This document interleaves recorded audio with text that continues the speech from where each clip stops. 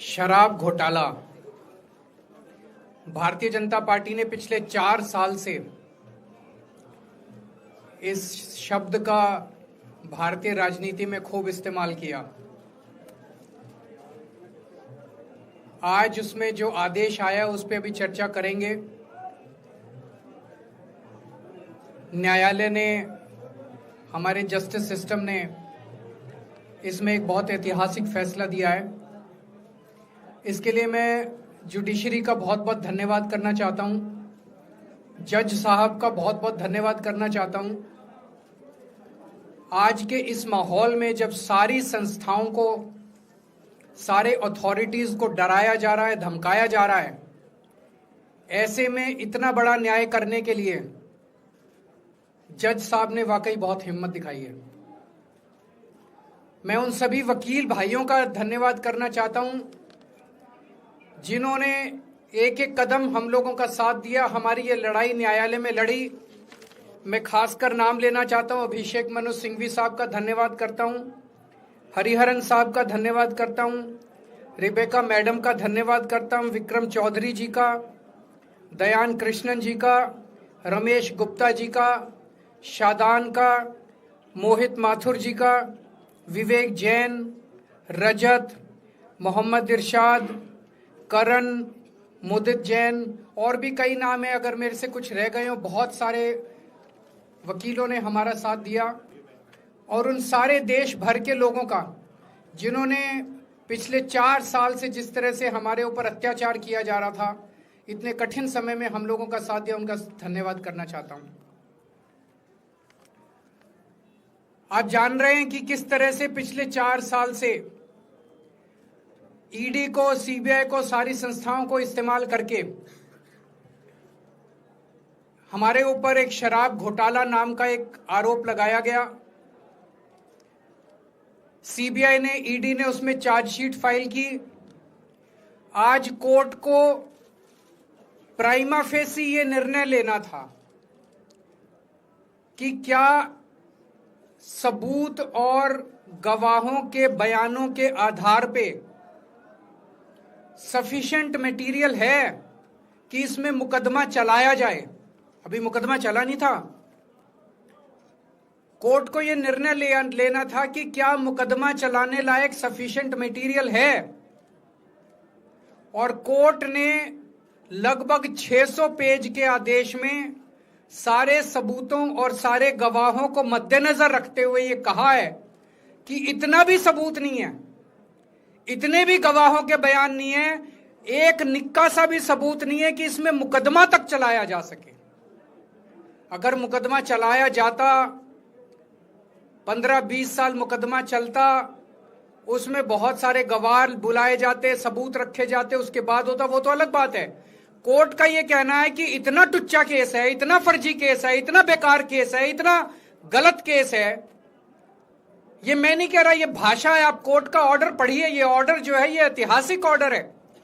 Court ने कहा है कि इतना फर्जी केस है, इतना फर्जी केस है, एक भी सबूत नहीं है, एक भी गवाह नहीं है कि इसमें मुकदमा भी नहीं चलाया जा सकता। ये पूरा षड्यंत्र किसने रचा, क्यों रचा? ये पूरा षड्यंत्र 2 लोगों ने मिलकर रचा, नरेंद्र मोदी जी और अमित शाह जी। और आज उन दोनों को पूरे देश से माफी मांगनी चाहिए।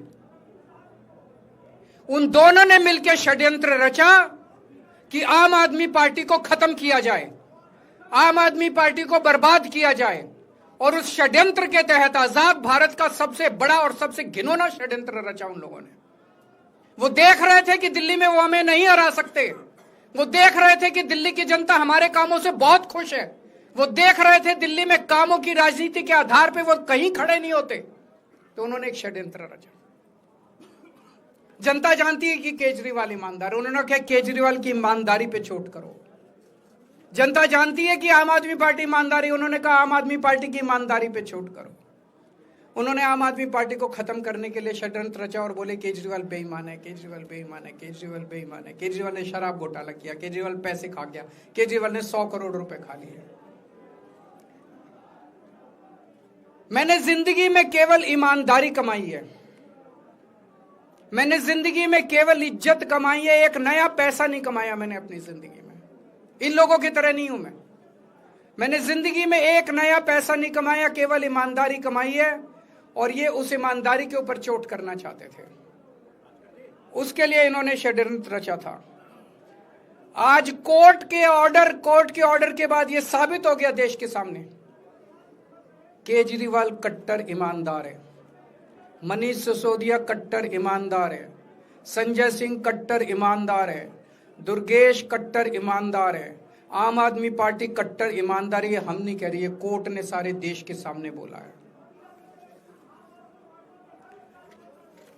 कई लोग ये कहते हैं जेल से आने के बाद केजरीवाल चुप क्यों हो गया, केजरीवाल गायब हो गया, केजरीवाल कहां गया।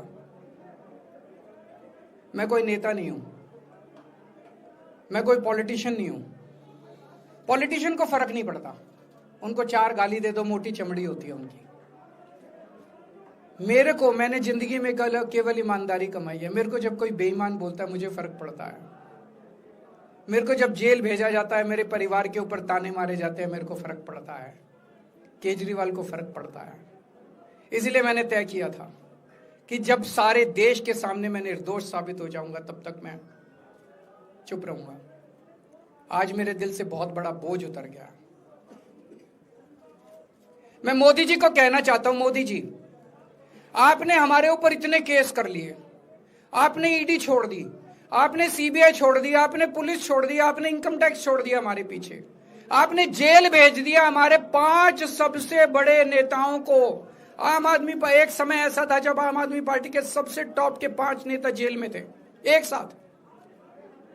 उसके बाद भी केजरीवाल का कुछ नहीं बिगाड़ सके। अब तो एक ही तरीका बचा है मोदी जी केजरीवाल से निपटने का, केजरीवाल का कत्ल करवाना पड़ेगा, केजरीवाल की हत्या करवानी पड़ेगी। उसके अलावा अब केजरीवाल आपसे संभलने वाला नहीं है। अब आपके बस का नहीं है केजरीवाल, आपने सब कुछ करके देख लिया, अब केजरीवाल का कत्ल ही करवाना पड़ेगा। और एक तरीका है, मैं पहले भी बोल चुका, लेकिन वो मोदी जी के बस का नहीं है। मैंने 500 स्कूल बनवाए दिल्ली में, आप 5000 स्कूल बनाओ। मैंने दिल्ली की सड़कें अच्छी करी, आप पूरे देश की सड़कें ठीक कर दो, देखो केजरीवाल को कोई पूछेगा ही नहीं। केजरीवाल ने 200 मोहल्ला क्लिनिक बनाए, आप 20,000 मोहल्ला क्लिनिक बनाओ। आप तो देश के प्रधानमंत्री हो, अरे अच्छे काम करो ना। वो नहीं होता मोदी जी से, वो मोदी जी से नहीं होता। मैं उनको कहना चाहता हूं, प्रधानमंत्री जी, केवल सत्ता की जो प्रधानमंत्री मोदी जी की और अमित शाह जी की सत्ता की हवस है, ये उसका नतीजा है जो ये षड्यंत्र रचा गया। और इस षड्यंत्र का मैं बहुत छोटा हूं, हमारे परिवार ने बहुत भुगत भोगी है। मैं जेल गया, मेरी मां बीमार रहती है बहुत ज्यादा, उसको अस्पताल में एडमिट कराना पड़ा, बहुत रोई मेरी मां, बहुत रोई। इनकी पत्नी मनीष सिसोदिया जी की पत्नी, उनको मल्टीपल स्क्लेरोसिस डिजीज है, सब लोग जानते हैं। जब सुप्रीम कोर्ट में केस चल रहा था, संजीव खन्ना जी ने कहा कि बहुत गंदी बीमारी है, उनके नीचे का पूरा पोर्शन काम नहीं करता और धीरे धीरे बीमारी बढ़ती जा रही है।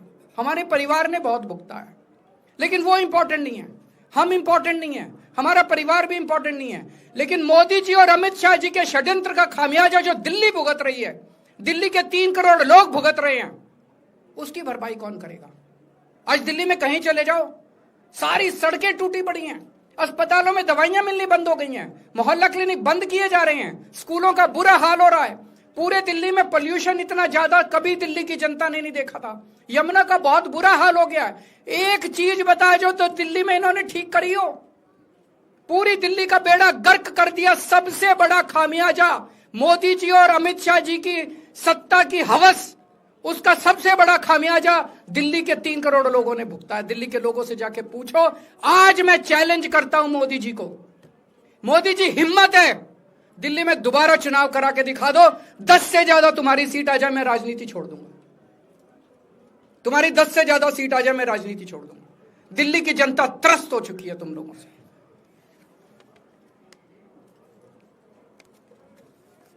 मैं मोदी जी को कहना चाहता हूं, अगर आपने सत्ता हासिल करनी है, कुछ पॉजिटिव काम करके सत्ता हासिल करो। आज देश के सामने इतनी बड़ी बड़ी समस्याएं हैं।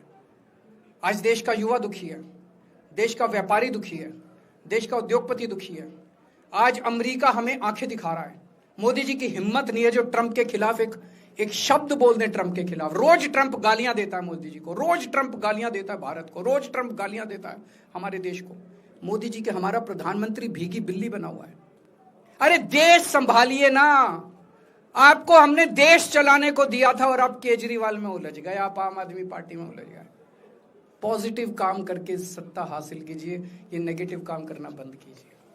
अगर आपके कोई एक दो प्रश्न है तो। क्या आपको उम्मीद है कि अब ईडी के मामले को भी? ईडी मामला खत्म हो गया। सीबीआई के मामले के बेस पे ईडी था, वो अब फॉर्मेलिटी बची है। हम अगले हफ्ते एप्लीकेशन डालेंगे, ईडी का मामला खत्म हो जाएगा। सबके बीच में कांग्रेस कह रही है कि ये बीजेपी ने जो है कांग्रेस को नुकसान पहुंचाने के लिए आपको जो है राहत दिलवा दी है। मैं आपसे पूछना चाहता हूं, केजरीवाल जेल गया, रॉबर्ट वाड्रा जेल गया, संजय सिंह जेल गया, क्या राहुल गांधी जेल गया? मनीष सिसोदिया जेल गया, सोनिया गांधी जी जेल गई? किस मुंह से बात करते हैं? शर्म नहीं आती कांग्रेसियों को? सीबीआई इस केस को ऊपर कोर्ट में ले जाए, वो तो ले जाए, उनका हक है। सुप्रीम कोर्ट भी जाएंगे, हाई कोर्ट भी जाएंगे। जैसे निचली कोर्ट में न्याय हुआ, ऐसे ऊपरी कोर्ट में भी न्याय हुआ। जब कोई सबूत है ही नहीं, जब कोई गवाह है ही नहीं, तो ऊपर के कोर्ट में भी कहां से लाएंगे सबूत, कहां से लाएंगे गवाह? आज कोई छोटा मोटा उन्होंने डिस्चार्ज कर दिया है हमें, उन्होंने कहा कोई आरोप ही नहीं बनता।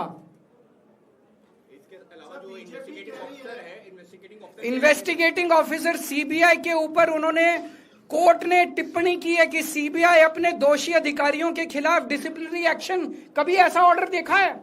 इसका मतलब कितना फर्जी मुकदमा था कि सीबीआई के अफसरों के खिलाफ डिसिप्लिनरी एक्शन लिया जाएगा। आप कुछ कहना चाहते हैं? सर बीजेपी कह रही है कि आप